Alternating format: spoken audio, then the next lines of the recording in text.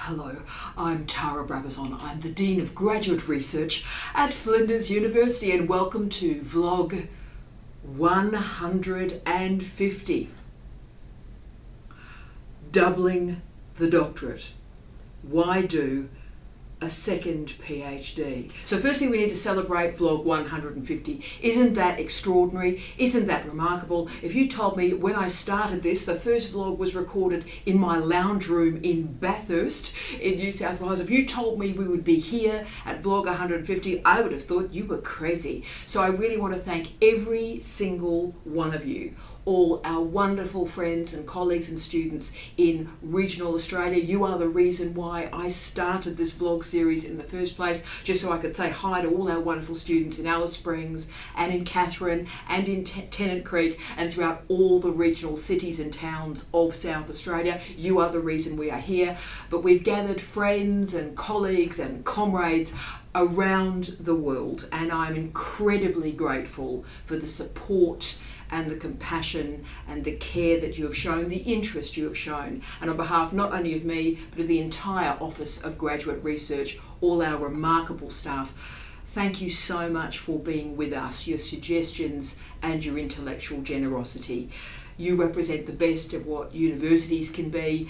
You also represent the best of what a fantastically engaged community can be.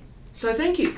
Now, it appears we've developed like another trend. We've got the Christmas vlog, we've got the New Year's Eve vlog, but also about every 50, so 50, 100, 150, we do something meta. We reflect on the nature of the doctorate. So I think that's a great trend that we will continue. And 150 is no exception. We got this fantastic request from Nick. Hi, Nick. Nick wanted me to talk through the reasons and the rationales for doing a second doctorate. Now, I know there are people out there with the whole expression, oh, I'm going to do a second PhD, or even thinking about a second PhD. I can hear you shrieking from Southern California. I can feel you rocking gently from side to side. I can hear sort of people getting a knife and trying to self-harm. A lot of stuff is going on because you're saying, look, doing the first doctorate is hard enough. Why would anybody think of doing a second one? And I certainly understand that intent and that intentionality, but there are fantastic reasons to do a second doctorate.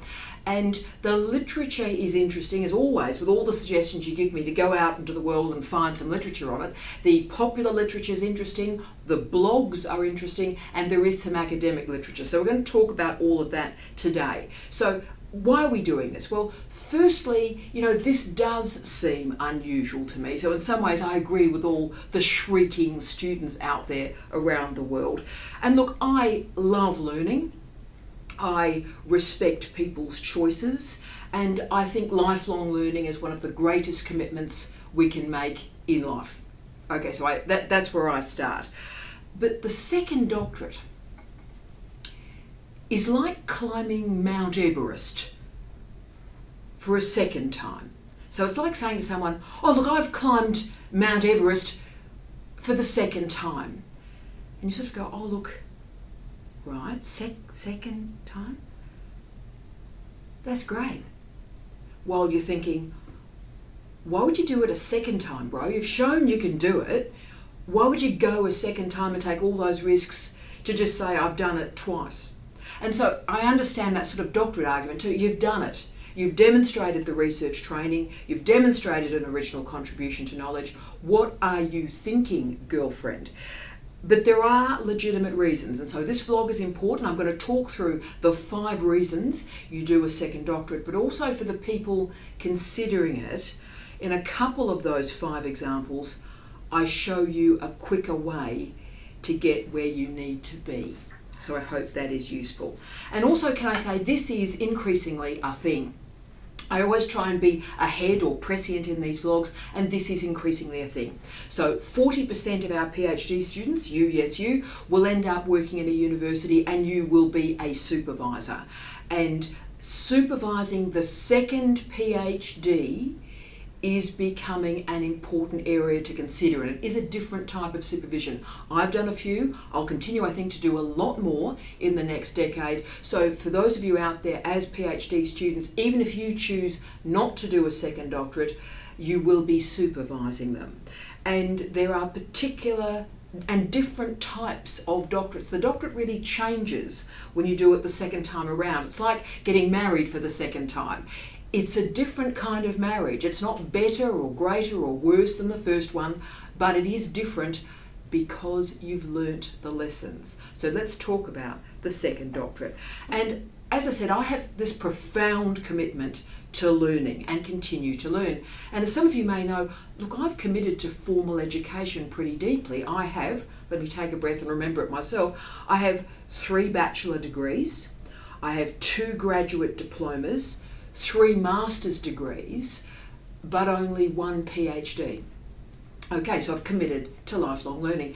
But the other bit of this story that may be of interest to you is after I completed my PhD, and I graduated early in 1995, so a long, long time ago. So after I graduated from my PhD, I completed 2 further master's degrees, another bachelor degree, and both of my graduate diplomas.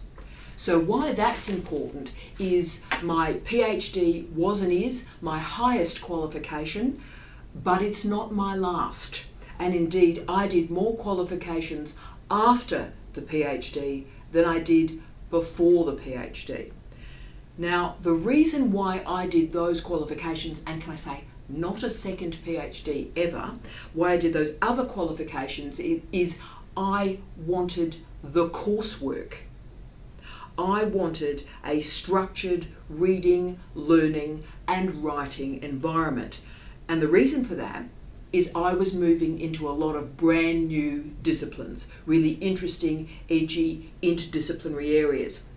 So for me, these qualifications were a methodical pathway for me to move into new disciplines, and then once I had the mastery of those disciplines, build the interdisciplinary links with my already existing expertise. And I particularly wanted to have that guided journey so I wouldn't sort of accidentally miss chunks of a paradigm or chunks of a trope. So I didn't want the free research time of another PhD. I already had that. I was an academic, I get up early, and I have research training. So, you know, my publications, my books were powering through at this point.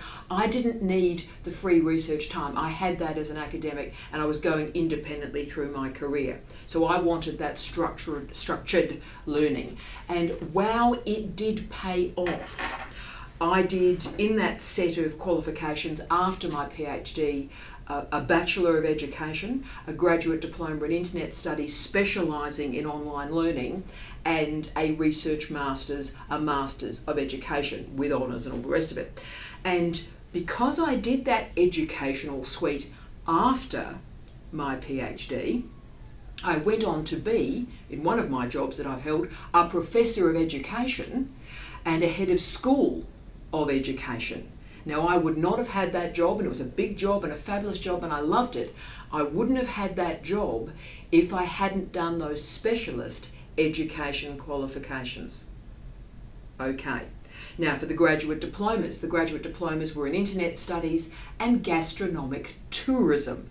Again, edgy, interdisciplinary areas right at the edge of knowledge. So I wanted to get in there early, quickly and fast. I wanted to learn quickly through all the structured coursework, do the reading, do the assignments, so I'm ahead of the game. And then just to use the example of gastronomic tourism, I work in regional development, particularly looking at small cities and large towns we call third-tier cities. And I was interested and profoundly interested in how food and wine tourism and indeed agriculture can be embedded into a regional development model. And that hadn't been done around the world. So I took that interdisciplinary new graduate diploma and did a really strong graft to regional development, and a lot of consultancies and work came from that graft. So you can see how I've used qualifications to create new knowledge and new ideas. So lifelong learning, magnificent. I'm a believer. Hello, hello, hello. But why would you do another doctorate? Why would you be a doctor? Or why would you be a doctor squared? Now, there are 5 reasons, so let's get into these reasons. And as I said, I'm going to present them and maybe the alternatives that are available to you. So reason 1, you're claiming expertise in an adjacent or attendant discipline, so something that's close, or indeed a completely different discipline. This is the most common reason that guys and gals decide to do a second doctorate. So as a worker, you need a PhD in an adjacent discipline to demonstrate your credibility. Now we'll go into this. Now this is very common in forensic science and criminology. We also see a lot of movement, obviously, from maths to physics and physics to maths. Big hi to all our physicists, big hi to all our mathematicians. You're very precious to me. You'll also see, we're back to maths again, we see our maths graduates going on to do a second doctorate in some area of computing. Okay, so you can see what's happening here. And the reason for it is credibility is required, particularly if you are offering expert, paid commentary in a court of law. And that's why forensic science is so incredibly important here. So I'll just give you an example. You're in a court of law and supposedly this has happened. So you're offering expert testimony in a court of law, and the one of the lawyers says to you, so, okay, you're offering this expert testimony, what's your PhD in? And you say, it's in biology.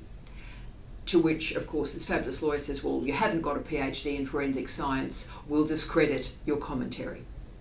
So therefore, if you do a PhD, a second one in forensic science, you can demonstrate credibility in those types of fora. So basically, if you need to show, not that because you can hold the expertise, but you need to confirm it with credibility, the second doctorate absolutely is a way to do it. And that's the most common reason people do. Now, great. But can I say to all the men and women out there who are in this position, and you're thinking, right, well, I'm going to have to do a second doctorate. Okay, let me show you an easier way to do this. There is a faster way to do this. So if you see your business shifting, if you say, this is my expertise, but you know what, a lot of my work is coming in this area over here, and I need to prove my credibility. That won't happen overnight, but if you see it happening, start to publish in this adjacent area. You should be anyway. If you are an expert, you should be confirming it anyway. But start to publish in this area. Particularly, start to cluster those publications, and you're aiming for about 8 if you can, 8 publications in a particular paradigm there. Cluster them to start to create an argument. Because what I'm suggesting is you enroll in a PPP, a PhD by prior publication. We've done a whole vlog on this, and I know that's been incredibly useful. Can I say our enrolments in the PPP at Flinders University have gone like this on a graph since I did that vlog. So a lot of people are going, this is a thing I can do, let's do this. So if you want this second PhD, do it via PPP, because you already have the research training. You don't need all the stuff that exists around a first doctorate. You know what you're doing. So therefore, cluster those 8 publications, enroll. You enroll for 6 months. You write that big intro or contextualizing statement, integrating statement it's sometimes called, of about 10,000 words. Sent to examiners. Thanks for playing. You have your second PhD. So remember, you already have all the expertise you require from a PhD, so use it and do a PhD by prior publication in 6 months. That's your second doctorate. 2, higher doctorate. Higher doctorate. Now again, this is the second most common second doctorate that exists in the world. Now what happens is about 5 years, and it must be at least 5 years after your PhD is completed and graduated, you enroll in a higher doctorate. So what happens is your research is assessed in that period between after your PhD and when you enroll in your higher doctorate. It can be 5 years, has to be at least 5 years, but can be 20, can be 25, can be anything actually. It's assessing your contribution to the field. So it is lovely. The higher doctorate is the Doctor of Laws, Letters, Science and Theology, although there are some fantastic sort of outlier examples around the world, particularly in the UK. There is the fantastic higher doctorate, the Doctor of Technology. I love this. So Dr. Tech. Doesn't that sound like a Bond villain? Hello, Mr. Bond. I'm Dr. Tech. You're about to die. I mean, fantastic. So Dr. Tech. So that's tremendous. I just think that's just the best title you could ever be. I'm Dr. Tech. So there are all sorts of honorary higher doctorates. See, this is where it gets a bit confusing. See, the honorary higher doctorate we see a lot. You know those people, those great people that do the speeches at the graduations. So they've had this fantastic life, they've contributed to humanity, and they're invited to come to a graduation and do a speech. And you know how they often get a qualification during that? That's called an honorary higher doctorate. So they're rewarded for their contribution to society, right? Now that is different from an earned higher doctorate. That's what it's called, earned higher doctorate. So again, what does that look like? Well, 5 or more years after your PhD, you enroll in a higher doctorate. You again gather together all your publications that in this case, for many disciplines, includes entire books. So you bundle everything together, write that contextualising statement at the start again, showing your contribution post the PhD. That takes again 3 to 6 months. Then that is sent out to examiners, they assess your contribution, and you return with a higher doctorate. Now this is, can I say, quite a lovely thing. I think the higher doctorate is a lovely thing. And a lot of institutions have contacted me to say, would I like to do a higher doctorate? And of all the second PhDs, look, at some point, I might do this. I think this is a lovely thing to do. It's a reflexive moment of your research career. So I understand why people do it, and you might consider it in 5 or 10 years or more. 3, professional development and or intrinsic motivation. Now this is the area of growth. It's small at the moment. This is an area of growth for the second doctorate. So we're seeing this particularly growing in our PhD students who are over 50 years of age. So what happens is they're like me, they receive their doctorate in a particular field in their early 20s, but then they're in a career. They're earning a great living, they're doing fine, and maybe, 50 to 60 to 65, they're moving into retirement and they enroll in a second PhD, perhaps part-time, to sort of move them into the transition from one area of work and life into their next stage. But they're doing it intrinsically, not necessarily to earn a living, but because it's something that interests them. So my favourite example of this is a wonderful man, a judge. He's now a retired judge, but a judge had done his doctorate in law, obviously Doctor of Juris, fantastic qualification. But this wonderful man had a lifelong interest in the Holocaust. So he then enrolled just as he was retiring from the bench, and of course he carried it through his retirement, but he enrolled in a history PhD, his second doctorate, and did it on the Holocaust. So isn't that fantastic? Intrinsic motivation. I am interested in doing this for me. So that's a fantastic area, and that will be increasing as a way of doing a second doctorate. 4, biggie.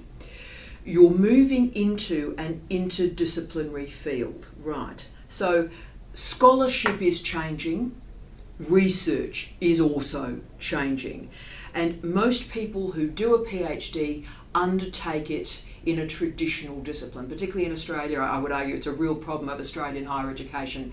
It's very wedded or nested into traditional disciplines. So it is very narrow, and it's not the adventurous spirit I think we see in a lot of European countries, through a lot of the African nations, and also in North America. But look, there are some areas, nanotech, hi to all our nanotech crew, I adore you, neuroscience, cultural studies, regional development, internet studies, food studies, just to name a few, that are incredibly exciting and are employing a lot of graduates. Can I say these are big areas? So if you've got this new interesting field or idea that's outside of a traditional discipline, then enrolling in a second doctorate can be really prescient here, because you're enrolling not for the library or the archive or the lab, you're enrolling for the supervisor.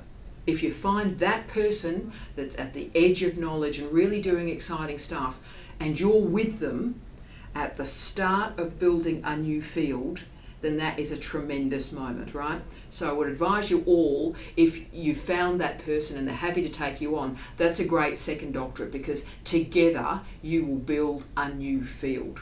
Magnificent. Okay, last one. 5. Completing a professional doctorate as your first doctorate, but then you do a traditional PhD. So again, this is the most common mode of a second doctorate in health and education in particular. So the Doctor of Education and or the Doctor of Public Health, or the modes of Prof Doc in health, there are many modes of that around the world. So you've completed that. That's the professional doctorate. And often that's done purely for career terms. Okay, so you do it to be a principal, you do it to be the head of a hospital, I get all of that. So the Prof Doc, in those two areas, you're just doing it to get on in your career. But once you've achieved that, it's very common that you've had that experience in health and education, and you've got something to say. And it might be about educational leadership, it might be about public health or duty of care or end-of-life care or well-being, those really big topics that you've got something to say that require a traditional doctorate rather than the scaffolded doctorate that we see with the Prof Doc. So team, they are the 5 most common reasons, rationales and ways of doing a second doctorate.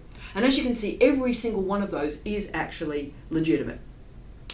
But of course, the reasons to not do a second doctorate are also very clear. I do have to be honest about that. One PhD demonstrates that you can do research, that you've had research training. You don't need to prove it again. And many of us, and I think this is an important truth as well, many of us, me included, work in incredibly diverse areas beyond the PhD. My PhD was on youth cultures, in fact post-youth cultures, in Thatcher's Britain.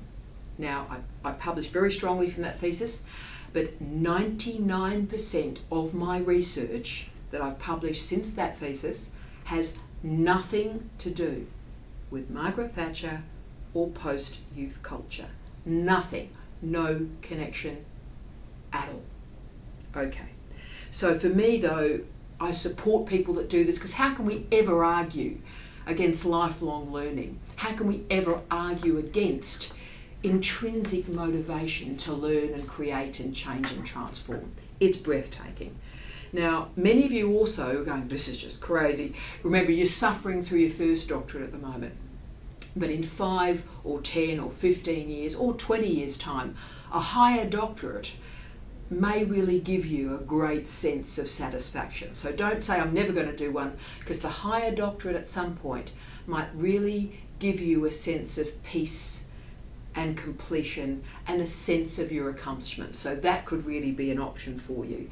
So certainly today, thank you for joining me for vlog 150 on the the Doctor Squared, but thank you so much for everything that every single one of you do in your support and your care for this vlog series, your care and support for me and the Office of Graduate Research. You are amazing.